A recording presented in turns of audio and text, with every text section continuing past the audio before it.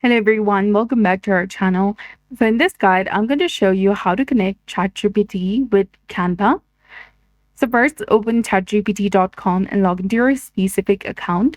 On the left side of the screen, you'll see several different options, including apps. Go ahead and select it. Wait for it to load and you should see Canva listed at the top. If not, you can scroll down, then select Canva. Click on the connect option. As I've already connected, this is displaying an option to start a chat. You need to go ahead, select connect option, then sign into your Canva account. And after signing in, click on allow and you'll see a confirmation that the authorization was successful, indicating that ChatGPT and Canva are now linked. And you can then click on start chat, which is highlighted in black color. And you'll see that Canva is now selected within ChatGPT. And this integration allows you to use Canva features directly within ChatGPT, making it easier to access your designs and workflow without switching platforms. So that's how you connect ChatGPT to Canva.